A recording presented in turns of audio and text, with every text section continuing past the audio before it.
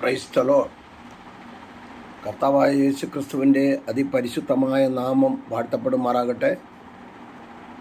വീണ്ടും ഒരു പ്രാവശ്യം കൂടി കർത്താവായ യേശു ക്രിസ്തുവിൻ്റെ മാറ്റമില്ലാത്ത തിരുവചനവുമായി സർവകൃപാലുവായ ദൈവത്തിൻ്റെ മുൻപാകെ താണിരിപ്പാൻ കർത്താവായ യേശു ക്രിസ്തു അടിയൻ ഒരുക്കി തന്ന വിലയേറിയ മകൾ ഭാഗ്യത്തെ ഓർത്ത് അടിയൻ നന്ദിയോട് ദൈവത്തെ സ്തുതിക്കുന്നു, സ്തോത്രം ചെയ്യുന്നു. അടിയനെ വീഡിയോയിൽ കൂടെ ശ്രവിക്കുന്ന എല്ലാ പ്രിയപ്പെട്ടവർക്കും, സംഘടനാ ഭേദമെന്നെ, ജാതിമത ഭേദമെന്നെ എല്ലാ പ്രിയപ്പെട്ടവർക്കും വീണ്ടും വരുന്ന യേശു ക്രിസ്തുവിൻ്റെ നിസ്തുല്യ നാമത്തിൽ എൻ്റെ സ്നേഹവന്ദനത്തെ വീണ്ടും അർപ്പിക്കുന്നു. തിരുവചന ചിന്തകളിലേക്ക് കടക്കുവാൻ താല്പര്യപ്പെടുന്നു. പ്രാർത്ഥനയ്ക്കായി സമയം വേർതിരിക്കുന്നു. നാം പാർക്കുന്ന ഈ ദേശത്തിന് വേണ്ടി പ്രാർത്ഥിക്കുക, ഭരണാധികാരികൾക്ക് വേണ്ടി പ്രാർത്ഥിക്കുക, നന്മകൾക്ക് വേണ്ടി പ്രാർത്ഥിക്കുക. ദൈവവചന അടിസ്ഥാനത്തിലാണ് ഈ പറയുന്നത്. നമ്മൾ പാർക്കുന്ന ഏത് ദേശമാണോ ആ ദേശത്തിന് വേണ്ടി നമ്മൾ പ്രാർത്ഥിക്കണം. ഒരു കാലാവസ്ഥ കെടുതികളോ ബുദ്ധിമുട്ടുകളോ ഒന്നും വരാതെ ദൈവത്തിൻ്റെ പ്രവൃത്തി വെളിപ്പെടേണ്ടതിനായി നമുക്ക് പ്രാർത്ഥനയോടെ ആയിരിക്കുമ്പോൾ എൻ്റെ ഇന്നത്തെ ചിന്താവിഷയം എന്ന് പറയുന്നത് യേശുക്രിസ്തുവിൻ്റെ ഭാവികാല ശുശ്രൂഷകളാണ്. യേശുക്രിസ്തുവിൻ്റെ ഭാവികാല ശുശ്രൂഷകൾ. ഈ ഭൂമിയിലായിരുന്നപ്പോൾ യേശുക്രിസ്തു പ്രവചനപ്രകാരം ഈ ഭൂമിയിൽ വന്നു. 30 വയസ്സ് വരെ കർത്താവായ യേശുക്രിസ്തു മാതാപിതാക്കൾക്ക് കീഴ്പ്പെട്ടിരുന്നു. 30ാമത്തെ തിരുവയസ്സിൽ സ്നാപക യോഹന്നാൻ്റെ കൈക്കീഴിൽ സ്നാനമേറ്റ് മത്തായി 4-ാം അധ്യായത്തിലേക്ക് വരുമ്പോൾ, ലൂക്കോസ് 4-ാം അധ്യായത്തിലേക്ക് വരുമ്പോൾ ഉപവസിച്ച് പൈശാചികൻ്റെ മേൽ ജയം നേടി ശുശ്രൂഷ ആരംഭിച്ചു. ശുശ്രൂഷ തന്നെ ഏൽപ്പിച്ച 3.5 വർഷത്തെ ശുശ്രൂഷ പലവിധ അത്ഭുതങ്ങളും അടയാളങ്ങളും ഒക്കെ ചെയ്തു. എല്ലാവർക്കും എല്ലാം അറിയാം. ചെയ്തതിനനന്തരം യേശു ക്രിസ്തു പ്രവചനപ്രകാരം മരിച്ചു, അടക്കപ്പെട്ടു, ഉയർത്തെഴുന്നേറ്റു, പിതാവിൻ്റെ വലതുഭാഗത്തിരുന്നു കൊണ്ട് ഇന്ന് നമുക്ക് വേണ്ടി മധ്യസ്ഥത അണയ്ക്കുന്നു. ഇതെല്ലാവർക്കും അറിയാവുന്ന കാര്യം. എന്നാൽ കർത്താവായ യേശു ക്രിസ്തു പോകുമ്പോൾ യോഹന്നാൻ്റെ സുവിശേഷം 14:1 മുതൽ 3 വരെയുള്ള വാക്യം ഇങ്ങനെ പറയുന്നു: നിങ്ങളുടെ ഹൃദയം കലങ്ങിപ്പോകരുത്, ദൈവത്തിൽ വിശ്വസിപ്പിൻ, എന്നിലും വിശ്വസിപ്പിൻ. ഞാൻ സ്ഥലമൊരുക്കുവാൻ പോകുന്നു. ഞാൻ പോയി സ്ഥലമൊരുക്കിയാൽ ഞാനിരിക്കുന്ന ഇടത്ത് നിങ്ങളെ ഇരുത്തേണ്ടതിന് പിന്നെയും അന്ന് ചേർത്തുകൊള്ളുമെന്ന് അരുമനാഥൻ അരുളി ചെയ്ത് പോയി, ഇതുവരെ വന്നിട്ടില്ല.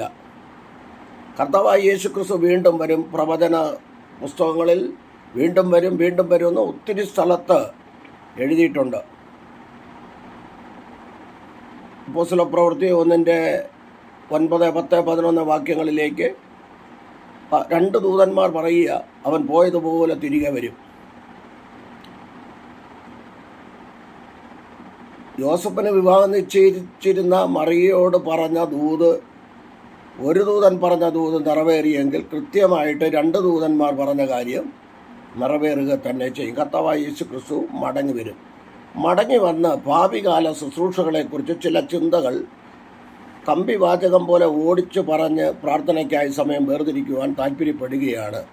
അതിന് ഒന്നാമത്തെ ചിന്താവിഷയമെന്ന് പറയുന്ന സത്യത്തിൽ അവൻ ദൈവമാണ്. യോഹന്നാന്റെ സുവിശേഷം 14-ാം അധ്യായം പഠിക്കുമ്പോഴും അറിയാം, I am the way, the truth, the life. Yohannan എഴുതിയ 1-ാം ലേഖനം 5:20 പറയുന്നു സത്യദൈവമെന്ന് പറയുന്നു. യെശയ്യാ 9:6, വെളിപ്പാട് പുസ്തകം 1:8 ഒക്കെ വായിക്കുമ്പോൾ സത്യദൈവമാണ്, സത്യത്തിൽ ദൈവമാണ്.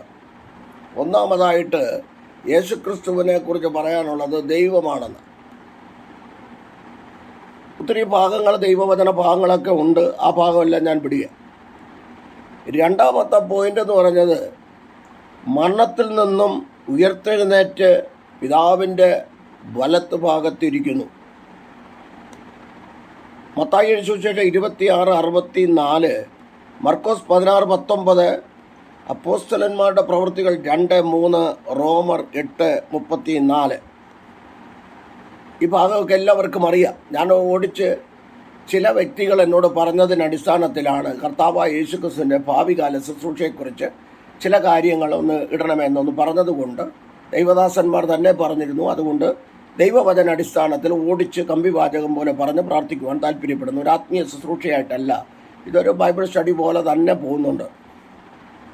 മൂന്നാമതായിട്ട് 1000 വർഷം ക്രിസ്തു ഭൂമിയിൽ ഭരിക്കുന്നു. കൊരിന്ത്യർക്കെഴുതിയ 1 ലേഖനം 15 24 മുതൽ 28 വരെ, എബ്രായർക്കെഴുതിയ ലേഖനം 10 അധ്യായം 13 വാക്യം, വെളിപ്പാട് പുസ്തകം 20 1 മുതൽ 15 വരെയുള്ള വാക്യങ്ങൾ.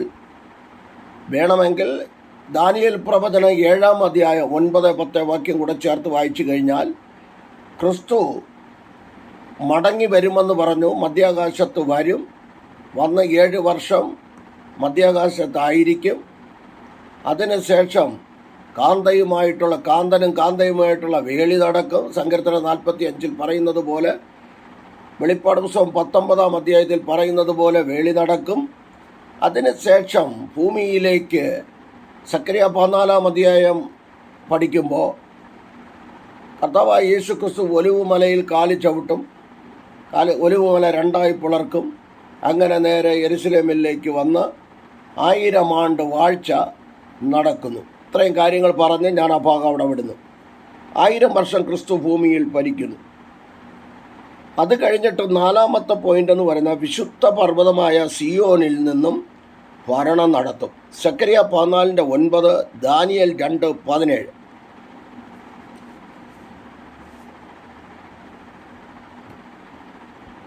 കർത്താവായ യേശുക്രിസ്തു ഭൂമിയിൽ ഭരണം നടത്തും. അത് നീതിയോടുള്ള ഭരണമായിരിക്കും. അടുത്ത പോയിന്റ്, 5ാമത്തെ പോയിന്റ്, അവൻ്റെ ശത്രുക്കളുടെ മധ്യത്തിൽ ഇരുന്നു കൊണ്ട് ഭരിക്കും. യെശയ്യാപ്രവചനം 3:11, 3:12, കൊരിന്ത്യർക്കെഴുതിയ 1 ലേഖനം 15 24 മുതൽ 28 വരെയുള്ള വാക്യം, വെളിപ്പാട് പുസ്തകം 20 അധ്യായം 4 മുതൽ 10 വരെയുള്ള വാക്യം. ഇത് വായിച്ച് സാവകാശം നമുക്ക് മനസ്സിലാക്കാവുന്ന കാര്യങ്ങളേ ഉള്ളൂ. പക്ഷെ ഇരിക്കാനോ വായിക്കാനോ എടുക്കാനോ ആർക്കും സമയമില്ല. അതുകൊണ്ട് ഞാനും അങ്ങ് പറഞ്ഞു പോവുക. ഇതൊക്കെ വിശദീകരിക്കാനാണെങ്കിൽ ഒരു പോയിന്റ് പോലെ. എല്ലാവർക്കും അറിയാം, എന്നേക്കാൾ ശ്രേഷ്ഠന്മാരായ ദൈവദാസന്മാരാണ് ഇതൊക്കെ കേൾക്കുന്നത്. എങ്കിലും കേട്ടത് തന്നെ പിന്നെയും നമുക്ക് റിപ്പീറ്റ് ചെയ്യുന്നു എന്നുള്ളതേ ഉള്ളൂ. അടുത്ത 6ാമത്തെ പോയിന്റ് എന്ന് പറയുന്നത്, യേശുക്രിസ്തുവിൻ്റെ അധികാര ദിവസത്തിൽ മത്സരബുദ്ധികളായ ഇസ്രായേൽ ക്രിസ്തുവിനെ അവരുടെ കർത്താവായി അംഗീകരിക്കും. അവരംഗീകരിച്ചേ പറ്റൂ. യെശയ്യാ 66:6-7 വാക്യം, സക്കറിയ 12:10 കുത്തിയവങ്കിലേക്ക് നോക്കും. സക്കറിയ പ്രവചനം 12:10 മുതൽ 13 വരെയുള്ള വാക്യം, റോമർ 11:25 മുതൽ 39 വരെയുള്ള വാക്യങ്ങൾ. ഇതുവരെ യേശുക്രിസ്തുവിനെ ദൈവമായിട്ടൊന്നും അവർ അംഗീകരിച്ചില്ല. ഞങ്ങളുടെ പിതാവ് അബ്രാമാണ്, മോശയാണ്, ഇതൊക്കെ പറഞ്ഞേ അവർക്ക് അറിയത്തുള്ളൂ. അവരെയും കുറ്റം പറഞ്ഞിട്ട് കാര്യമില്ല. ആ കാര്യത്തിൽ അതിനകത്ത് ഒരുപാട് കാരണങ്ങളൊക്കെ ഉണ്ട്. അതുകൊണ്ട് ഞാൻ ആ ഭാഗങ്ങളിലേക്ക് വിടുക. അവരുദ്ദേശിച്ച കർത്താവ് അല്ല ഭൂമിയിൽ വന്നത്. പക്ഷെ അവർക്ക് ആ വെളിപ്പാടില്ല. അതിൻ്റെ കാരണം ഒരു ചിന്ത വേണമെങ്കിൽ ഞാൻ അവിടെ നിന്ന് തന്നിട്ട് ഓടിപ്പോവാം. ലൂക്കോസിന്റെ സുവിശേഷം 2 അധ്യായം 25 മുതൽ 35 വരെയുള്ള ഭാഗങ്ങൾ നാം വായിക്കുമ്പോൾ അവിടെ കാണുന്ന ഒരു ഭാഗം എൻ്റെ ഒരു ആത്മീയ ചിന്തയിലാണ്. യെരുശലേം ദേവാലയത്തിൽ കൂടെ വാഗ്ദത്ത മശിഹയെ മറിയയും യോസഫും കരങ്ങളിലേന്തി കൊണ്ടുവരുമ്പോൾ ശാസ്ത്രിമാരുണ്ട്, പുരോഹിതന്മാരുണ്ട്, പരീശന്മാരുണ്ട്, സദൂക്യരുണ്ട്, എല്ലാവരും അവിടെ ഇരിപ്പുണ്ട് കണ്ടുകൊണ്ട്. ഇവർക്ക് ആർക്കും കാണാൻ കഴിഞ്ഞില്ല. ന്യായപ്രമാണം പഠിച്ചത് കൊണ്ടോ ദൈവവചനം പഠിച്ചത് കൊണ്ടോ ക്രിസ്തുവിനെ കാണണമെന്നൊന്നുമില്ല. യേശുക്രിസ്തുവിനെ കാണണമെങ്കിൽ ദിവ്യാത്മാവിനാൽ നിറഞ്ഞ യെരുശലേമിലെ ദൈവിക വാഗ്ദത്തപ്രകാരം കാത്തുകൊണ്ടിരുന്ന ശിമ്യോന് മാത്രമേ അത് കാണുവാൻ കഴിഞ്ഞുള്ളൂ. അതോടൊപ്പം ആശേർ ഗോത്രത്തിൽ പനുവേലിൻ്റെ മകളായ അന്നയും വാഗ്ദത്ത മശിയെ കണ്ട് വാഗ്ദത്ത മശിയെക്കുറിച്ച് യഹൂദന്മാരോട് ഒന്നാമതായി സുവിശേഷം അറിയിച്ചു. അപ്പോൾ കർത്താവായ യേശുക്രിസ്തുവിനെയും കൊണ്ട് പ്രവചന പ്രകാരം ന്യായപ്രമാണം 5 കാണാതെ പഠിച്ചവനും യേശുക്രിസ്തുവിനെ കണ്ടില്ല, ആർക്കും കാണാൻ കഴിഞ്ഞില്ല. ആത്മാവുള്ളവന് മാത്രമേ യേശുക്രിസ്തുവിനെ കാണുവാൻ കഴിയുള്ളൂ. ഞാൻ ആ ഭാഗം അവിടെ വിടുകയാണ്. അപ്പോൾ യഹൂദന്മാർക്ക് യേശുക്രിസ്തു ആരാണെന്ന് മനസ്സിലായിട്ടില്ല, ഇതുവരെയും മനസ്സിലായിട്ടില്ല. ഒരിക്കൽ അവർ യേശുക്രിസ്തുവിൻ്റെ അതിനെക്കുറിച്ചൊക്കെ വിശദീകരിക്കാൻ ഒരുപാട് കാര്യങ്ങളുണ്ട്. ഒരിക്കൽ പലരും പല വിധത്തിലാണ് പ്രസംഗിക്കുന്നതെങ്കിലും ദൈവവചന അടിസ്ഥാനത്തിൽ പറഞ്ഞാൽ സഭ പീഡകളിൽ കൂടെ കടന്നു പോകത്തില്ല. ഒരുപാട് പേര് പ്രസംഗിച്ച് ഞാൻ കേട്ടിട്ടുണ്ട്, ഞാനിരുന്ന സ്റ്റേജുകളിൽ പ്രസംഗിച്ചിട്ടുണ്ട്.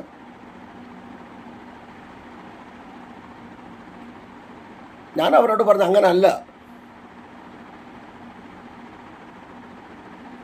സങ്കീർത്തനം 74:19 തോന്നി ഇങ്ങനെ പറയുന്നു, കുറുമ്പ്രാവിനെ ദുഷ്ടമൃഗത്തിന് ഏൽപ്പിക്കരുതേ എന്ന് നിലവിളിക്കുക. അപ്പം കുറുമ്പാവ് ദൈവസഭയെ കാണിക്കുക, ദുഷ്ടമൃഗത്തിന് ഏൽപ്പിക്കത്തില്ല. ഉറപ്പായിട്ട് സങ്കീർത്തനക്കാരൻ വെളിപ്പാടി പറയുക. ഒരിക്കലും ദൈവസഭയെ, വിശുദ്ധിയോടെ വേർപാടോടെ നിൽക്കുന്ന ദൈവമക്കളെ, വിശുദ്ധന്മാരെ, വിശുദ്ധമതികളെ, കുഞ്ഞുങ്ങളെ ഒരിക്കലും കർത്താവ് ശത്രുവിന് ഏൽപ്പിച്ചു കൊടുക്കത്തില്ല. 7 വർഷം മധ്യാകാശത്താണ്, 3.5 വർഷം നല്ല ഭരണമായിരിക്കും. അത് കഴിയുമ്പോൾ ആൻറ്റിക്രിസ്റ്റിൻ്റെ ഭരണം തുടങ്ങും. 666 മുദ്ര അപ്പോഴാണ് വരേണ്ടതെന്ന എനിക്ക് ബൈബിൾ അടിസ്ഥാനത്തിൽ മനസ്സിലായത്. 666 മുദ്ര ധരിക്കാത്ത ആർക്കും സാധനം വാങ്ങാനോ വിൽക്കാനോ എടുക്കാനോ ഒന്നും പറ്റാതെ വരും. പീഡകൾ കൂടും, ഉപദ്രവങ്ങൾ കൂടും. ഇതുവരെ ലോകം കണ്ടിട്ടില്ലാത്ത പീഡ അന്നുണ്ടാകും. അപ്പോൾ യഹൂദന്മാർ കുത്തിയവങ്കിലേക്ക് നോക്കും. അവരെയും കൊണ്ട് കർത്താവ് പോകുന്നുള്ളതാണ് എൻ്റെ പഠനം അനുസരിച്ചുള്ള. ഇനി ഓരോരുത്തർക്ക് ഓരോ ചിന്തകൾ ഉണ്ടായിരിക്കാം, പക്ഷേ യഥാർത്ഥ സത്യം ഇതാണ്. ചുരുക്കി പറഞ്ഞെന്നുള്ളേ ഉള്ളൂ. അപ്പോഴേ അവരെന്ത് ചെയ്യും? സക്കറിയ 12:10 മുതൽ 13 വരെ വായിക്കുമ്പോൾ അപ്പോൾ അവർ കുത്തിയവങ്കിലേക്ക് നോക്കും. സക്കറിയ പ്രവചനം 13:1 കൂടെ ചേർത്ത് വായിച്ചു കഴിഞ്ഞാലും കുഴപ്പമൊന്നുമില്ല. ഞാൻ എൻ്റെ വിഷയത്തിലേക്ക് വരാം. അങ്ങനെയാണ് യേശുക്രിസ്തുവിനെ അവർ അംഗീകരിക്കുന്നത്. അടുത്ത 7ാമത്തെ പോയിന്റ്, ക്രിസ്തു എന്നേക്ക് ശ്രേഷ്ഠ മഹാപുരോഹിതനായിരിക്കും. അതിനെക്കുറിച്ച് ഞാനൊരു സെപ്പറേറ്റ് വീഡിയോ ഇടുക. അത് എങ്ങനെ യേശുക്രിസ്തു ശ്രേഷ്ഠ മഹാപുരോഹിതനാകും എന്ന് ചോദിച്ചു കഴിഞ്ഞാൽ, യഹൂദ ഗോത്രത്തിനല്ല പൗരോഹിത്യമെന്ന് പറയുന്നത്. പൗരോഹിത്യമെന്ന് പറയുന്നത് ലേവി ഗോത്രത്തിന്. അപ്പോൾ ആ ഭാഗം ഞാൻ പറഞ്ഞ് അവിടെ വിടുക. അടുത്ത ഒരു വീഡിയോയിൽ ഞാനത് ഇടുന്നത്. അടുത്ത പോയിന്റ്, അപ്പോൾ ക്രിസ്തു എന്നേക്ക് ശ്രേഷ്ഠ മഹാപുരോഹിതനായിരിക്കും. ഉൽപ്പത്തി പുസ്തകം 14:18, സങ്കീർത്തനം 110:4, എബ്രായർ 5:6. ഇത്രയും വാക്യങ്ങൾ അതിലിരിക്കും. അടുത്ത 8ാമത്തെ പോയിന്റ് എന്ന് പറയുന്നത്, ക്രിസ്തു സിംഹാസനത്തിൽ രാജാവും മഹാപുരോഹിതനും ആയിരിക്കും. മഹാപുരോഹിതനുമായിരിക്കും. അതിനെക്കുറിച്ചും അടുത്തതിലേക്ക് എന്നാലും വചനം തരാം. സക്കറിയ പ്രവചനം 6:13, എബ്രായർ 7:1 മുതൽ 11 വരെയുള്ള വാക്യങ്ങൾ. ഇതൊക്കെ അടുത്ത മെസ്സേജിൽ വരുന്നത് കൊണ്ടാണ് ഞാൻ ആ ഭാഗം വിടുന്നത്.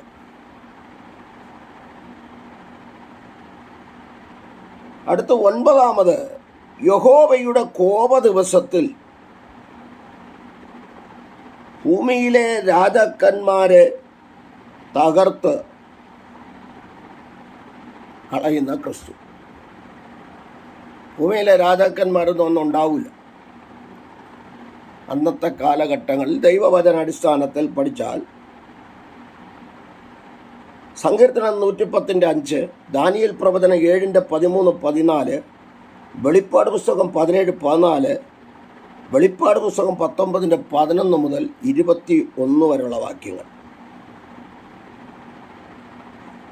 അടുത്തതായിട്ട് പത്താമതായിട്ട് കാണുന്നത് ജാതികളെ ന്യായം വിധിക്കുന്ന ക്രിസ്തു. വെളിപ്പാട് പുസ്തകം 11:15, 19:15, 16 വാക്യം. 11 ജാതികളെ വീഴിക്കുന്ന ക്രിസ്തു. യെശയ്യാ പ്രവചനം 66:16, യെഹെസ്കേൽ പ്രവചനം 39:2 മുതൽ 6 വരെയുള്ള വാക്യം. വെളിപ്പാട് പുസ്തകം 19-ാം അധ്യായം 11 മുതൽ 21 വരെയുള്ള വാക്യം. ജാതികളെ ന്യായം വിധിക്കുന്ന ക്രിസ്തു, ജാതികളെ വീഴിക്കുന്ന ക്രിസ്തു. അടുത്തതായിട്ട് 12 ജാതികളെ ന്യായം വിധിച്ച് എല്ലായിടവും ശവങ്ങൾ കൊണ്ട് നിറയ്ക്കുന്ന ക്രിസ്തു. ഇതൊക്കെ പറയുമ്പോൾ ചിലർക്കൊക്കെ ചില ചോദ്യങ്ങൾ ഉയർന്നേക്കാം. ദൈവവചനമാണ് പറയുന്നത്. ഭാവിയിലുള്ള കാര്യങ്ങളാണ്, ഇപ്പോഴൊന്നും ഉള്ള കാര്യമല്ല. ഈ ഭൂമിയിലുള്ള കാര്യങ്ങളേ അല്ല, ഇപ്പോഴത്തെ കാര്യങ്ങളല്ല. യേശുക്രിസ്തുവിൻ്റെ മധ്യാകാശ വരവിന് ശേഷം 7 വർഷം കഴിഞ്ഞ് 1000 ആണ്ട് ഭരിക്കുന്ന കാലത്തുള്ള കാര്യങ്ങളാണ് പറയുന്നത്. അന്നൊന്നും നമ്മളാരും ഭൂമിയിലൊന്നും കാണില്ല. എപ്പോൾ കാണുമെന്ന് നമുക്കറിയത്തില്ല. ഈ വചന അടിസ്ഥാനത്തിലാണ് ഞാനീ പറയുന്നത്. സങ്കീർത്തനം 110:6, ദാനിയേൽ പ്രവചനം 7:23 മുതൽ 27 വരെയുള്ള വാക്യം.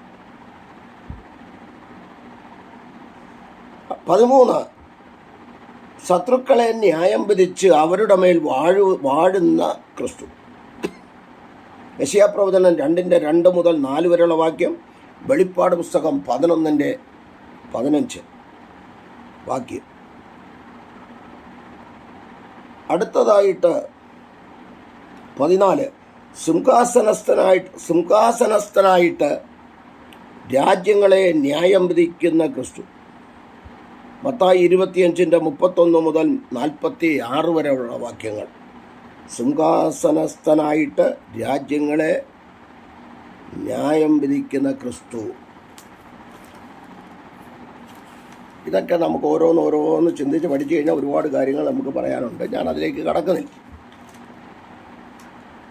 അപ്പം ഇതിനെക്കുറിച്ച്, ഭാവിയിലെ കാര്യങ്ങളെക്കുറിച്ച്, ക്രിസ്തുവിൻ്റെ കാര്യങ്ങളെക്കുറിച്ച് ചില ചിന്തകൾ ഇടണമെന്ന് പറഞ്ഞത് കൊണ്ട് ഓടിച്ച് ഒത്തിരി നീളമൊന്നും കൊണ്ടുപോകാൻ താല്പര്യപ്പെടുന്നില്ല. ഒരു ഓടിച്ച് കമ്പി വാചകം പോലെ മാത്രം പറയുന്നു, അത്രമാത്രം ചെയ്യുന്നു. അടുത്തതായിട്ട് 15 ദൈവസഭയെ ന്യായം വിധിച്ച് പ്രതിഫലം നൽകുന്ന ക്രിസ്തു. അപ്പോൾ ദൈവസഭയ്ക്കും ഉണ്ട് ന്യായവിധി. അതുകൊണ്ട് ദൈവമക്കൾ തമ്മിലടിയൊക്കെ നിർത്തി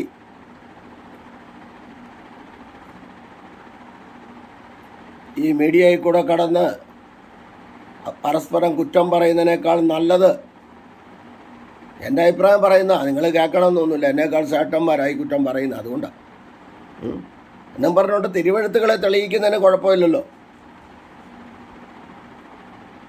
ദൈവവചന ഇപ്പോൾ ന്യായവിധി നടത്തുന്നെന്ന് പറയുന്നത് ദൈവസഭയെ ന്യായം വിധിച്ച് പ്രതിഫലം നൽകുന്ന ക്രിസ്തു.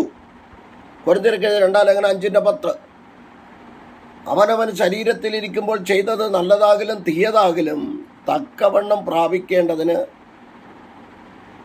ക്രിസ്തുവിൻ്റെ ന്യായാസനത്തിന് മുൻപാകെ നമ്മളെല്ലാവരും നിൽക്കേണ്ടതാണ്.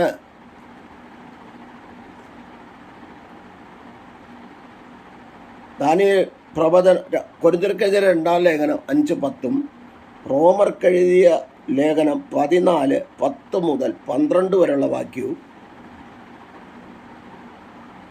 റോമർ 2-ാം അധ്യായം കൂടെ 2:16, 2-ാം അധ്യായം ഫുള്ള് വായിച്ചാലും മനസ്സിലാവും. 2-ാം അധ്യായം 16-ാം വാക്യത്തിലേക്ക് വരുമ്പോൾ സുവിശേഷപ്രകാരമാണ് ന്യായവിധി.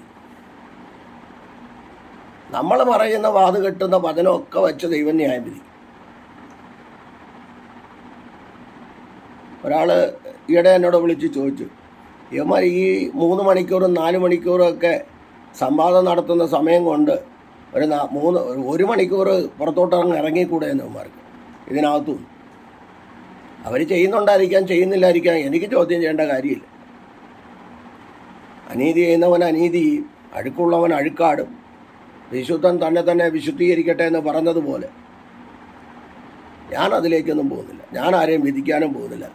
റോമർ 14:1 മുതൽ വായിക്കുമ്പോൾ, തിന്നുന്നവൻ തിന്നാത്തവനെ വിധിക്കരുത്, തിന്നാത്തവൻ തിന്നുന്നവനെ വിധിക്കരുത്, മറ്റുള്ളവൻ്റെ തെറ്റിനെ ഗ്രഹിപ്പാൻ നീ ആറ് എന്നൊക്കെ ചോദിച്ച ദൈവവചനം കാണുന്നത് കൊണ്ട് ഞാൻ അതിലേക്കൊന്നും പോകുന്നില്ല. കാരണം എനിക്കും ഈ സുവിശേഷ പ്രകാരമാണ് എന്നെ ഈ ന്യായം വിധിക്കുന്നത്. അതുകൊണ്ട് ഞാനും അതിലേക്ക് എന്ത് ചെയ്യുന്നില്ല, കടക്കുന്നില്ല. എന്നാലും ന്യായവിധി ഉണ്ട്, എല്ലാവർക്കും ന്യായവിധി ഉണ്ട്, ഉറപ്പായിട്ടുണ്ട്. നുണ പറയുന്നവനും പാര വെക്കുന്നവനും ഒക്കെ ന്യായവിധിയുണ്ട്. എനിക്കുമുണ്ട് ന്യായവിധി. എനിക്ക് എന്നെ കൂടിയാ പറയുന്നത്. നിരപരാധികളെ ക്രൂശിക്കുന്നവനും ഒക്കെ ശ്രദ്ധിച്ചോണ്ട്.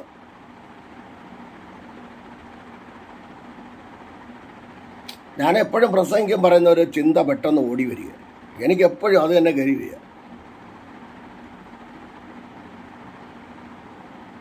മരിച്ചവർ ആബാലവൃത്തം കർത്താവിൻ്റെ മുമ്പിൽ നിന്നു എന്ന് വെളിപ്പാട് 20 ദാനിയേൽ പ്രവചനം 7:9-10 അപ്പോൾ അത് ലാസ്റ്റ് ഘട്ടത്തിലാണ്, അന്ത്യന്യായവിധിയിലാണ് ആബാലവൃത്തം വരുന്നത്. പിന്നെ നരകം സ്വർഗം 2 കാര്യമേ ഉള്ളൂ. ആദ്യം ഓരോ നോർത്ത് ഇന്ത്യയിലെ ദൈവദാസന്മാരും വിശ്വാസ കുടുംബങ്ങളും ഒക്കെ ഓരോരുത്തരും ഓരോ സംഘടനക്കാർ അങ്ങോട്ട് ചെന്നു. ഓരോരുത്തരായിട്ട് നിങ്ങൾ എവിടുന്ന് വരുന്നു, ഞാൻ UP നിന്ന് വരുന്നു. കർത്താവായ യേശുക്രിസ്തു ഓടി വന്ന് അവരെ ആലിംഗനം ചെയ്ത് അവരെ കൊണ്ട് പോയി. അങ്ങനെ ഓരോരുത്തരെ കന്നഡക്കാരെ, തെലുങ്കരെ, തമിഴരെ എല്ലാവരെയും വന്ന് കർത്താവായ യേശുക്രിസ്തു എഴുന്നേറ്റ് വന്ന് ആലിംഗനം ചെയ്ത് കൊണ്ടുപോയി. കേരളത്തിലുള്ള പുള്ളികളെല്ലാം കൂടെ വന്ന് നിരന്ന് നിന്ന് ഇങ്ങനെ നിൽക്കുക. കർത്താവ് അവിടെ നിന്ന് അനങ്ങുന്നില്ല, കർത്താവ് അവിടെ തന്നെ ഇരിക്കുക. ഓരോരുത്തരും ഓരോ ന്യായങ്ങളൊക്കെ പറഞ്ഞു തുടങ്ങി. ഇവർക്ക് ന്യായങ്ങളുണ്ടല്ലോ പറയാൻ. ന്യായത്തെക്കാൾ കൂടുതലുള്ളത് അന്യായങ്ങളാണ്. ഇത് കുറ്റം പറയുകയല്ലേ ഭാഷ, ഇത് കുറ്റമല്ല. ഞാൻ എൻ്റെ ഒരു ഭാവന പറയുക, ഒരു പുസ്തകത്തിൽ വായിച്ചു കഴിഞ്ഞാൽ അതിനു മുമ്പ് പ്രസംഗിച്ചിട്ടുള്ള കാര്യമാണ്. ഇവരിങ്ങനെ ലായനായിട്ട് നിൽക്കുക. പൊന്നൂരും മുളക്കടയും കുമ്പനാടും എല്ലാമൊക്കെ ഇങ്ങനെ നിരന്നങ്ങോട്ട് നിൽക്കുക.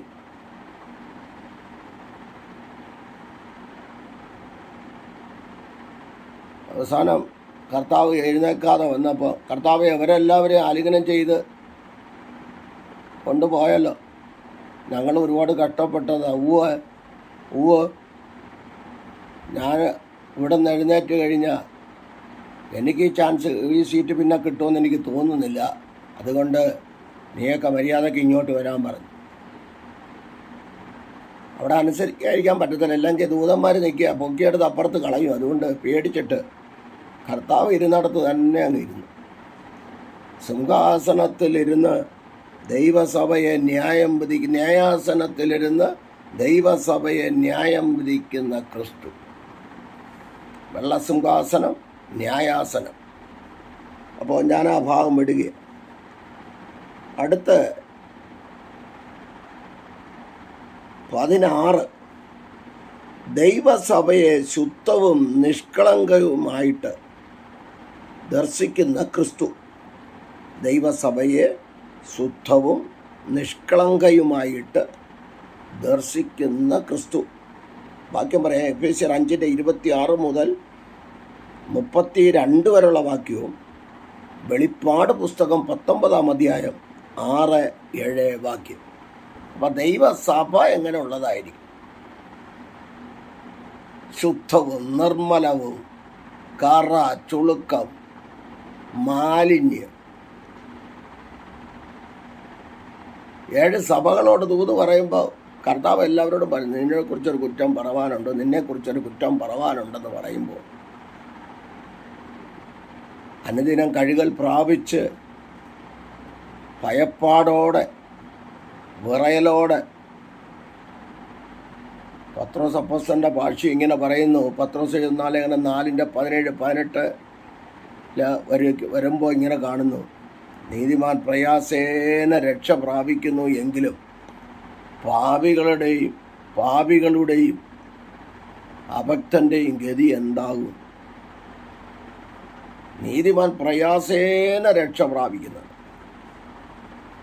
അതുകൊണ്ട് വളരെ ഭയത്തോടെ നമുക്ക് ഈ പ്രവാസകാലം, കർത്താവ് തന്നിരിക്കുന്ന നാളുകൾ, നാം ഒരിക്കൽ കർത്താവായ യേശുക്രിസ്തുവിൻ്റെ ന്യായാസനത്തിന് മുൻപാകെ നിൽക്കേണ്ടതാകുന്നു എന്ന് മനസ്സിലാക്കി കയ്യിലിരിക്കുന്ന കമ്പിപ്പാരകളൊക്കെ കളഞ്ഞ്, ഇസ്രായേൽ ജനത്തിൻ്റെ കയ്യിലിരുന്ന കമ്പിപ്പാരകളൊക്കെ കളഞ്ഞ്, നാറിയത് കുഴിച്ചിടാൻ വേണ്ടിയാണ്, നാറ്റിക്കാൻ വേണ്ടിയല്ല. അപ്പോൾ ഇതൊന്ന് നാറ്റിക്കയില്ലേ? കാശുള്ളവൻ പറയുന്ന പോലെ കേൾക്കത്തുള്ളൂ. കാശുള്ളവൻ പറയും, അതുപോലെ കേൾക്കും ജനം. അല്ലാതെ സത്യം ആർക്കും വേണ്ട. സത്യം എന്ന് പറയുന്നത് ആർക്കും വേണ്ട. സത്യം ആർക്കും വേണ്ടെന്ന് വളരെ വേദനയോടെ പറയുക.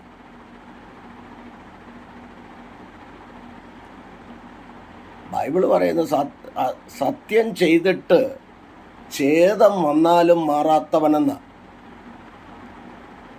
ആരുടെയും മുൻപിൽ തലകുനിക്കേണ്ട കാര്യമില്ല. പിന്നെ ഈ ലോകത്തിൽ കുറേ ഘട്ടങ്ങളും ബുദ്ധിമുട്ടുകളും പ്രയാസങ്ങളും നിന്ദകളും അപമാനങ്ങളും ഒക്കെ ഉണ്ടാകും. അത് പത്രോസ് അപ്പോസ്തലൻ പറയുന്നത് പോലെ, നിങ്ങൾ കട്ട സഹിക്കുന്നു എങ്കിൽ ക്രിസ്ത്യാനിയായിട്ട് കട്ട സഹിക്കണമെന്നാണ് പറഞ്ഞത്. അതുകൊണ്ട് പേടിക്കേണ്ട കാര്യവും ഇല്ല. ദൈവവചനം നമുക്ക് ഉറപ്പ് തരുന്നുണ്ടല്ലോ.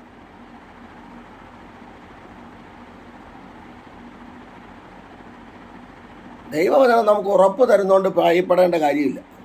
ഒന്നും അല്ലെങ്കിൽ ഇന്ന് മരിച്ചാലും എറ്റേണിറ്റി, നിത്യത കിട്ടുമോ? അതിനുവേണ്ടി നമ്മൾ എന്താ ചെയ്യേണ്ടത്? ആദ്യം മുതൽ കേട്ട വാഗ്ദത്തം എന്ന് പറഞ്ഞാൽ നിത്യജീവനാണ്. യോഹന്നാൻ്റെ സുവിശേഷം 3:16, യോഹന്നാൻ എഴുതിയ 1 ലേഖനം 2:24, 23-24 വാക്യം വായിച്ചാൽ ആദ്യം മുതൽ കേട്ട വാഗ്ദത്തം നിത്യജീവന. അതാണ് ഏറ്റവും വലിയ പ്രോമിസ്.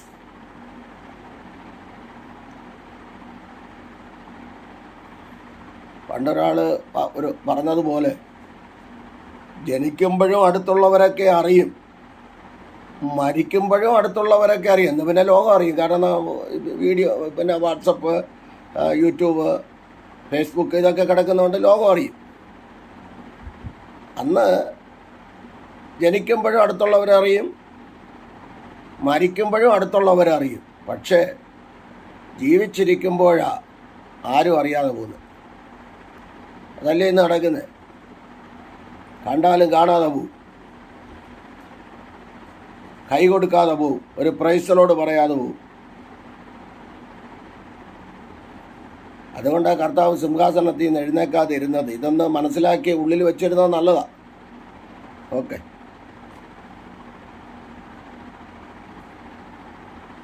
ചിലരൊക്കെ ഭയപ്പെടുക. എന്തിനാ ഭയപ്പെടുന്നത്? നമ്മൾ എന്തിനാ ഭയപ്പെടുന്നത്?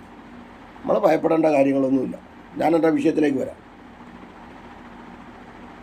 അടുത്തതായിട്ട് 17 വരുമ്പോൾ ദൈവസഭയെ വേളി കഴിക്കുന്ന ക്രിസ്തു. വെളിപ്പാട് പുസ്തകം 19:6-7 വാക്യം. ദൈവസഭയെ വേളി, 45-ാം സങ്കീർത്തനത്തിലും ഏകദേശം അതൊക്കെ ഉണ്ട്. നമ്മൾ കല്യാണത്തിനൊക്കെ വായിക്കുന്നത് എഫെസ്യർ 5-ാം അധ്യായവും 22-32 വരെ വായിക്കുമ്പോൾ വിവാഹം, അത് ഈ ലോകത്തിൽ നടക്കുന്ന വിവാഹം, അത് ഒരു നിഴലായിട്ട് നിൽക്കുന്നു. അത്രേ ഉള്ളൂ. ഒറിജിനൽ അവിടെയാണ്, മധ്യാകാശത്താണ്. അപ്പോൾ ദൈവസഭയെ വേളി കഴിക്കുന്ന ക്രിസ്തു, കാന്തനും കാന്തയും, അതാ ഉത്തമഗീതം. മണവാളനും മണവാട്ടിയും തമ്മിലുള്ള ബന്ധം മധ്യാകാശത്ത് നടക്കുന്നു. ദൈവസഭയെ വേളി കഴിക്കുന്ന ക്രിസ്തു. അടുത്ത് 18, സകലത്തിൻ്റെയും രാജാതി രാജാവും കർത്താതി കർത്താവുമായി വാഴുന്ന ക്രിസ്തു. സകലത്തിൻ്റെയും രാജാതി രാജാവും കർത്താതി കർത്താവുമായി വാഴുന്ന ക്രിസ്തു. കൊരിന്ത്യർക്കെഴുതിയ 1 ലേഖനം 15:22, തെസ്സലോനിക്കർക്കെഴുതിയ 1 ലേഖനം 4:15 മുതൽ 18 വരെയുള്ള വാക്യം, തിമത്യോസിനെഴുതിയ 1 ലേഖനം 6:14 മുതൽ 17 വരെയുള്ള വാക്യം. രാജാതി രാജാവ് കർത്താതി കർത്താവ്. ഞാൻ ആ ഭാഗം അവിടെ വിടുകയാണ്. അടുത്ത 19, സ്വർഗത്തിൽ നിന്നും ഭൂമിയിലേക്ക് രാജാവായിട്ട് വരുന്ന ക്രിസ്തു. മത്തായി 25:3 മുതൽ 46 വരെയുള്ള വാക്യങ്ങൾ. സ്വർഗത്തിൽ നിന്നും ഭൂമിയിലേക്ക് രാജാവായിട്ട് വരുന്ന ക്രിസ്തു. ഒരിക്കൽ വന്നു, മനുഷ്യ സാദൃശ്യത്തിലാണ് വന്നത്. ഇനി king of king, lord of lord, God of God, രാജാതി രാജാവ്, കർത്താതി കർത്താവ്, ദേവാതി ദേവൻ. ആ കർത്താവ് ഭൂമിയിലേക്ക് രാജാവായി വാഴുന്ന ക്രിസ്തു. സ്വർഗത്തിൽ നിന്ന് ഭൂമിയിലേക്ക് രാജാവായിട്ട് വരുന്ന ക്രിസ്തു. അടുത്തതായിട്ട് 20, മഹത്വവും ശക്തിയും നിറഞ്ഞവനായിട്ട് പിതാവിൻ്റെ മഹത്വത്തിൽ ദൂതന്മാരുമായിട്ട് വരുന്ന ക്രിസ്തു. മത്തായി 16:27 മുതൽ 28 വരെയുള്ള വാക്യം. 27-28 വാക്യം. ഒന്നുകൂടെ പറയാം. മഹത്വവും ശക്തിയും നിറഞ്ഞവനായിട്ട് പിതാവിൻ്റെ മഹത്വത്തിൽ ദൂതന്മാരുമായിട്ട് വരുന്ന ക്രിസ്തു. ആ സാഹചര്യങ്ങളൊക്കെ ഒന്ന് മനസ്സിലൊന്ന് കണ്ടുണർന്ന് ഒന്ന് മുന്നോട്ട് പോയാൽ എത്ര നല്ലതായിരിക്കും. അപ്പം ഈ ലോകത്തിലെ ഭരണമൊക്കെ മാറും, അല്ലെങ്കിലും മാറും, അത് വേറെ സത്യം. ഇത് കർത്താവായ യേശുക്രിസ്തു ഭരിക്കുന്ന കാര്യമാണ് ഞാൻ പറയുന്നത്. ഈ ലോകത്തിൽ ആര് ഭരിച്ചാലും ഞങ്ങൾ പ്രാർത്ഥിക്കും, ദൈവമക്കൾ പ്രാർത്ഥിക്കും. ഭരണകർത്താക്കൾക്ക് വേണ്ടി, പ്രധാനമന്ത്രിക്ക് വേണ്ടി, പ്രസിഡന്റിന് വേണ്ടി ഒക്കെ ഞങ്ങൾ പ്രാർത്ഥിക്കുന്നുണ്ട്. പ്രാർത്ഥിക്കുന്ന കൂട്ടത്തിൽ ഒരു വാക്കുകൂടെ ഞങ്ങൾ പറയും, മാനസാന്തരപ്പെടാൻ കൂടെ പ്രാർത്ഥിക്കും, നീതി നടത്താൻ പ്രാർത്ഥിക്കും, സത്യത്തിന് വേണ്ടി നിൽക്കാൻ പ്രാർത്ഥിക്കും. ഇതൊക്കെ പ്രാർത്ഥിക്കുന്നത്.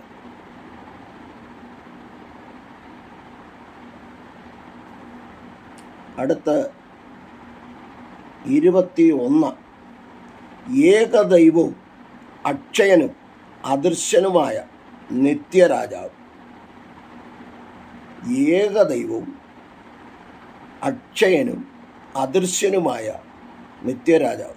തിമത്യോസിന് എഴുതിയ 1 ലേഖനം 1:16-17, സക്കറിയ 14:9. ഇതൊക്കെ വായിക്കുമ്പോൾ നമുക്കറിയാം. കൊലോഷ്യൻ ചാപ്റ്റർ 1:15-19 ഇതൊക്കെ വായിക്കുമ്പോൾ നമുക്ക് കാണാൻ കഴിയും. അദൃശ്യനായ ദൈവം, തത്വത്തിൻ്റെ മുദ്ര,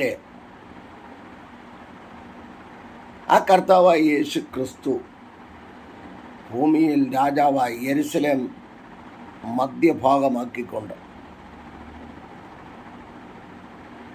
1000 ആണ്ട് വാഴ്ചയിൽ നടക്കുന്ന കാര്യമാണ് ഈ പറഞ്ഞത്. എൻ്റെ ഒരു ആത്മീയ ചിന്തയോടെ പറയാം. 22 ക്രിസ്തു എന്നും എന്നേക്കും രാജാതി രാജാവും കർത്താതി കർത്താവുമായി ഏകനായിട്ട്, ഏകനാമമായിട്ട്. പിന്നെ തൃത്വമില്ല. എൻ്റെ ഭാഷയാണ്. ബൈബിളും അങ്ങനെ പറയുന്നുണ്ട്. സക്കറിയ 14:9 അന്ന് ഏകനാമമായിരിക്കും. തിമത്യോസിന് എഴുതിയ 1 ലേഖനം 1:16-17.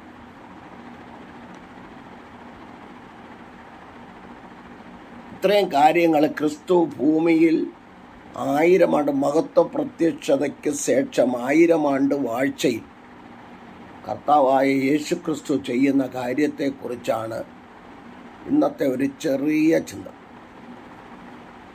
ഇവിടെ ഒത്തിരി കാര്യങ്ങളൊക്കെ പറയാനുണ്ട്. നമുക്കൊക്കെ എല്ലാവർക്കും അറിയാമെന്നുള്ളത് കൊണ്ടാണ് ഞാനതിനെ എന്ത് ചെയ്യാത്ത ഒരു ഇതെടുക്കാത്തത്. ഒന്ന്, രക്ഷ. 2, മാനസാന്തരം. 3, യേശുക്രിസ്തുവിൻ്റെ രക്തത്താലുള്ള വിശ്വാസത്താൽ കഴുകൽ, വിശ്വാസ സ്നാനം, കൂട്ടായ്മ, അപ്പം നുറുക്ക്, പ്രാർത്ഥന, ഇതെല്ലാം വിശുദ്ധി, വേർപാട്, കുറച്ചൊക്കെ സത്യസന്ധത. പൂർണ്ണമായിട്ട് ആർക്കും പറ്റൂലല്ലോ, മനുഷ്യരാരും പൂർണ്ണരല്ലല്ലോ. ഈ കാര്യങ്ങളൊക്കെ കുറച്ചൊക്കെ മറ്റുള്ളവർക്ക് ദ്രോഹം ചെയ്യാതെ, മറ്റുള്ളവരെ ഉപദ്രവിക്കാതെ. മത്തായി 5:20 മുതൽ 24 വരെയുള്ള വാക്യം. പിണക്കവും വഴക്കും ഒക്കെ ഉണ്ടാകും, അങ്ങോട്ടും ഇങ്ങോട്ടുമൊക്കെ പറയും, സ്വാഭാവികം. പക്ഷേ അതൊന്ന് അനുദപിച്ച് ഒന്ന് മടങ്ങി വരാൻ തയ്യാറല്ലാത്ത ഞാനും നീയും എങ്ങനെ സ്വർഗരാജ്യത്തിൽ പോകും? എങ്ങനെ നമ്മൾ പോകുമെന്നുള്ളതാണ്. നമ്മളിതിന് തയ്യാറല്ല.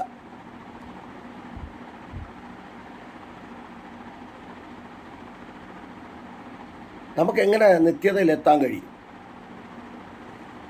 നമ്മൾ കർത്താവായ യേശുക്രിസ്തുവിൻ്റെ മുമ്പേ നിൽക്കും. അവിടെ മുഖം നോക്കത്തില്ല, അവിടെ മുഖസ്തുതി ഇല്ല. അവിടെ ഞാൻ ഇന്നത് ചെയ്തു, ഇത്ര പേരെ നേടി എന്നൊന്നും പറഞ്ഞിട്ടൊന്നും ഒരു കാര്യമില്ല. എൻ്റെ ദൈവമായ ലൂക്കോസ് 10:27 പറയുന്ന പോലെ ഞാൻ പ്രാർത്ഥിക്കാൻ പോവാം. എൻ്റെ ദൈവമായ കർത്താവിനെ നീ പൂർണ്ണ ഹൃദയത്തോടും പൂർണ്ണാത്മാവോടും പൂർണ്ണ ശക്തിയോടും കൂടി നീ സ്നേഹിക്കണം. നിൻ്റെ അപ്പനെയും അമ്മയെ നീ ബഹുമാനിക്കണം. നിൻ്റെ സഹോദരനെ നിന്നെപ്പോലെ സ്നേഹിക്കണം. ഇതൊന്നുമില്ല.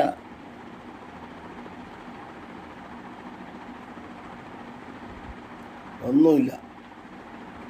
അതുകൊണ്ട് നമ്മളെ ഏൽപ്പിച്ച ദൗത്യം വിശ്വസ്തയോടെ, സത്യസന്ധതയോടെ, 12-ാം സങ്കീർത്തനം 1 പറയുന്നത് പോലെ ഭക്തന്മാർ ഭൂമിയിൽ ഇല്ലാതെ പോകും, വിശ്വസ്തന്മാർ ഭൂമിയിൽ കുറഞ്ഞു പോകുന്നു. ആ ഒരു കാലഘട്ടത്തിൽ നമുക്ക് മറ്റുള്ളവരെ നോക്കണ്ട. നമ്മെ ഏൽപ്പിച്ച ദൗത്യം എന്താ, അത് ചെയ്ത് നാളുകളിൽ മുൻപോട്ട് പോകാം. ദൈവം നമ്മെ എല്ലാവരെയും അനുഗ്രഹിക്കട്ടെ, എല്ലാവരെയും അവിടുന്ന് മാനിക്കട്ടെ. കണ്ണുകളടയ്ക്കാൻ പ്രാർത്ഥിക്കാം. പരിശുദ്ധ പിതാവേ, യേശുക്രിസ്തു ഭൂമിയിൽ ഭാവിയിൽ ക്രിസ്തുവിൻ്റെ ഭാവികാല ശുശ്രൂഷയെക്കുറിച്ച് 22 ചിന്തകൾ ദൈവവചന അടിസ്ഥാനത്തിൽ പറയുവാനിടയായി. ഇത് കേൾക്കുന്നവർക്ക് ഇതൊരു പ്രയോജനകരമായി തീരുവാൻ സ്വർഗത്തിലെ ദൈവം സഹായിക്കണം.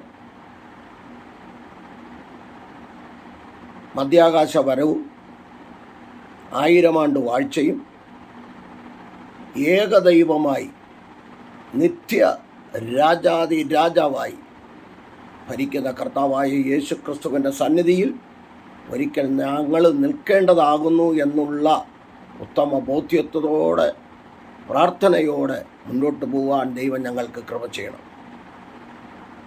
അടിയനെ താഴ്ത്തുന്നു. ഒന്നുമില്ല എന്ന് ഒരിക്കൽ കൂടി സമ്മതിക്കുന്നു. ദൈവവചനം ചൂണ്ടിക്കാണിക്കുവാൻ അടിയനെ കൃപ തന്നതോർത്ത് നന്ദി പറയുന്നു.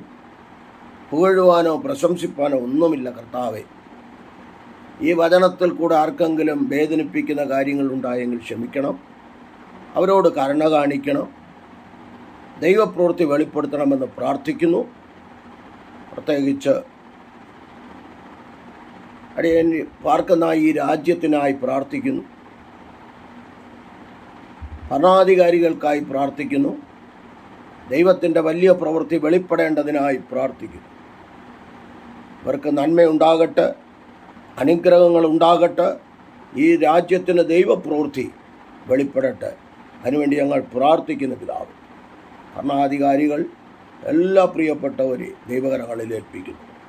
പ്രത്യേകിച്ച് വചനം കേട്ട എല്ലാവരുടെ മേലും ദൈവ അനുഗ്രഹങ്ങൾ പകരുവാൻ ഇടയാക്കണമെന്ന് പ്രാർത്ഥിക്കുന്നു. അതോടൊപ്പം ഞങ്ങളുടെ ഇന്ത്യ മഹാരാജ്യത്തിന് വേണ്ടി പ്രാർത്ഥിക്കുന്നു. 4-ാം തീയതി ഇലക്ഷനാണല്ലോ. സമാധാനപരമായി കാര്യങ്ങൾ നടക്കുവാൻ സ്വർഗത്തിലെ ദൈവം സഹായിക്കണമെന്ന് പ്രാർത്ഥിക്കുന്നു. പ്രധാനമന്ത്രിക്കായി, പ്രസിഡന്റിനായി പ്രാർത്ഥിക്കുന്നു. എല്ലാവരെയും അവിടുന്ന് മാനിക്കുകയും അനുഗ്രഹിക്കുകയും ചെയ്യുമാറാകണമെന്ന് പ്രാർത്ഥിക്കുന്നു. രാജ്യം കാക്കുന്ന പ്രിയപ്പെട്ടവർക്കായി സ്തോത്രം. ഭരണാധികാരികൾക്കായി സ്തോത്രം. 29 സംസ്ഥാനത്തിലെ മുഖ്യന്മാർക്കായി പ്രാർത്ഥിക്കുന്നു. പോലീസ് മേധാവികൾക്കായി, പോലീസുകാർക്കായി പ്രാർത്ഥിക്കുന്നു. നീതിന്യായം നടത്തട്ടെ. വക്കീലന്മാർ, ജഡ്ജിമാർ ഓർത്ത് പ്രാർത്ഥിക്കുന്നു. മത്സ്യം പിടിക്കുവാൻ പോകുന്ന പ്രിയപ്പെട്ടവരെ ഓർത്ത് പ്രാർത്ഥിക്കുന്നു. കാലാവസ്ഥാ കെടുതിയിൽ അനേകർ ഭവനം വിട്ട് മാറിപ്പോകുന്നു. ആർക്കും ഒരു ജീവഹാനി സംഭവിക്കാതെ വേണം ദൈവം കാക്കണം. പ്രകൃതി കെടുതികളിൽ നിന്ന് അവിടെ നിന്ന് വിടിവിക്കണം. ദൈവത്തിൻ്റെ മഴ ആവശ്യമാണ്. എങ്കിലും കർത്താവെ, പ്രകൃതി കെടുതികൾ, ഭവനം വിട്ട് മാറുന്നവർ, ദുഃഖിതരായിരിക്കുന്നവർ, രോഗികളായിരിക്കുന്നവർ, അവർക്ക് വേണ്ടതായ എല്ലാ സഹായങ്ങളും അവിടുന്ന് ചെയ്തു കൊടുക്കണം. അത് വ്യക്തികളെ മുഖാന്തരങ്ങൾ ഒരുക്കണം എന്ന് പ്രാർത്ഥിക്കുന്നു. ദൈവകരങ്ങളിൽ ഏൽപ്പിച്ച് സമർപ്പിച്ച് പ്രാർത്ഥിക്കുന്നു. ലോകത്തിലെ 5 വൻകരയിൽ ശുശ്രൂഷിക്കുന്ന ദൈവഭൃത്യന്മാർക്കായി പ്രാർത്ഥിക്കുന്നു. വിശ്വാസ കുടുംബങ്ങൾക്കായി പ്രാർത്ഥിക്കുന്നു. അല്ലാതെ ജാതി മത ഭേദമന്യേ എല്ലാ പ്രിയപ്പെട്ടവരെയും, കുഞ്ഞുങ്ങളെയും, ബന്ധുമിത്രാദികൾ, ചാർച്ചക്കാർ, കുടുംബക്കാർ, എല്ലാ പ്രിയപ്പെട്ടവരെയും ഏൽപ്പിച്ച് പ്രാർത്ഥിക്കുന്നു. കടഭാരത്തിൽ കെണിയിൽ മുങ്ങിയിരിക്കുന്നവരെ ഓർത്ത് പ്രാർത്ഥിക്കുന്നു. അവരെ അവിടെ നിന്ന് അനുഗ്രഹിക്കണം. ദൈവ സാന്നിധ്യം എല്ലാവരോടും കൂടെ ഇരിക്കണം. ആരും ആത്മഹത്യയ്ക്ക് ഒരുങ്ങുവാൻ അനുവദിക്കരുത്. 2 കിഡ്നി നഷ്ടപ്പെട്ടവർ, കർത്താവെ സുഖമില്ലാതെ കിടക്കുന്നവർ, കുഞ്ഞുങ്ങളെ കെട്ടിക്കുവാൻ നിവൃത്തിയില്ലാത്തവർ, ഇങ്ങനെ പല വിധത്തിൽ ഗ്രാമങ്ങളിൽ വർക്ക് ചെയ്യുന്ന ദൈവദാസന്മാരെ സഹായിക്കുവാൻ നിവൃത്തിയില്ലാത്തവർ ഒക്കെ ഉണ്ട്. ദൈവം തന്നെ അവിടുന്ന് കരുണ കാണിക്കണം. വേല അങ്ങയുടേതാണ്. ഞങ്ങൾ ദൈവത്തിൻ്റെ ഭവനക്കാരാണ്, കൃഷികളാണ്, വയലിലെ വേലക്കാരാണ്. അവിടുത്തെ കൃപ ഞങ്ങളോടും കൂടെ ഇരിക്കണം. ദൈവപ്രവൃത്തി വെളിപ്പെടുത്തണം. ലോകരാഷ്ട്രങ്ങൾക്ക് വേണ്ടി പ്രാർത്ഥിക്കുന്നു. സമാധാനവും സന്തോഷവും കൊടുക്കണം. കർത്താവെ, ഒരു യുദ്ധക്കെടുതികളോ ഒന്നും വരാതെ വണ്ണം അവിടുന്ന് കാക്കണം. ദൈവപ്രവൃത്തി വെളിപ്പെടുത്തണമെന്ന് പ്രാർത്ഥിക്കുന്നു. മഹാക്ഷാമം, മഹാവ്യാധി, ഭൂകമ്പം, ഭൂമികുലുക്കങ്ങൾ, ഇതെല്ലാം വരുന്നത് കാണുന്നു. എങ്കിലും കർത്താവ്, ഇതിൽ നിന്നൊക്കെയും, വെള്ളക്കെടുതികൾ, ഇതിൽ നിന്നൊക്കെയും അവിടുന്ന് രാജ്യങ്ങളെ വിടുവിച്ച്, ചുഴലിക്കാറ്റ്, കൊടുങ്കാറ്റ്, ഇതൊന്നും അങ്ങ് അറിയാതെ വരുന്നതല്ല എന്ന് ഞങ്ങൾ അറിയുന്നു. അങ്ങറിയാതെ ഒരു പൊടി പോലും ചലിക്കുന്നില്ല എന്ന് ഞങ്ങൾ അറിയുന്നു. ആ കർത്താവിൻ്റെ കരങ്ങളിൽ സകലത്തെയും സമർപ്പിച്ച് പ്രാർത്ഥിക്കുന്നതോടൊപ്പം അടിയനെ കുടുംബമായി 3 കുഞ്ഞുങ്ങളെ ഏൽപ്പിച്ച് പ്രാർത്ഥിക്കുന്നു. അവരുടെ ഭാവി ഏൽപ്പിച്ച് പ്രാർത്ഥിക്കുന്നു. അടിയനെ ദുബൈയുടെ പ്രദേശത്തായിരിക്കുന്നു. ഈ ദേശത്തിന് വേണ്ടി പ്രാർത്ഥിപ്പാൻ അവിടുന്ന് കൃപ തരണം. ദൈവമഹത്വം വെളിപ്പെടുത്തണം. യേശുക്രിസ്തുവിൻ്റെ ഭാവികാല ശുശ്രൂഷയെക്കുറിച്ച് പറയുവാൻ, ദൈവവചനത്തിൽ നിന്ന് വചന തെളിവോടുകൂടെ പറയുവാൻ കൃപ ചെയ്തോർത്ത് നന്ദി. എല്ലാ മഹത്വം കൊടുക്കണം. എല്ലാ മഹത്വത്തോടെ പ്രാർത്ഥന കേട്ടുള്ള അടിയനെ ഈ ഭവനം ഇങ്ങനൊരു സാഹചര്യം ഒരുക്കിത്തരുന്നു. ആ ഭവനത്തിലുള്ള കുഞ്ഞുങ്ങളെയും അവരുടെ ആവശ്യങ്ങളിലും കൂടിയിരിക്കണമെന്ന് പ്രാർത്ഥിക്കും. പ്രാർത്ഥന കേട്ടുള്ള നന്ദി. അടിയനെ ഏൽപ്പിക്കുന്ന ശുശ്രൂഷകൾ വിശ്വസ്തയോടെ ചെയ്യുവാനുള്ള കൃപ അവിടെ നൽകണമെന്ന് പ്രാർത്ഥിക്കും. സത്യസന്ധതയോടെ ചെയ്യുവാനുള്ള കൃപ തരണം. സത്യം ചെയ്തിട്ട് ഛേദം വന്നാലും മാറാത്തവൻ, ഇങ്ങനെ ചെയ്യുന്നവൻ ഒരു നാളും കുലുങ്ങിപ്പോകില്ലെന്ന വചനപ്രകാരം സത്യത്തോടെ നിൽക്കുവാൻ ദൈവം കൃപ ചെയ്യണം. മഹത്വം പുകഴ്ചെടുക്കും. പ്രാർത്ഥന ഘട്ടത്തിനായി സ്തോത്രം. യേശു ക്രിസ്തുവിൻ നാമത്തിൻ്റെ പിതാവേ, amen, amen, amen. God bless you, God bless you all. Abundantly ദൈവം എല്ലാവരെയും അനുഗ്രഹിച്ച് കാക്കുമാറാകട്ടെ. ആമേൻ, ആമേൻ, ആമേൻ, ആമേൻ.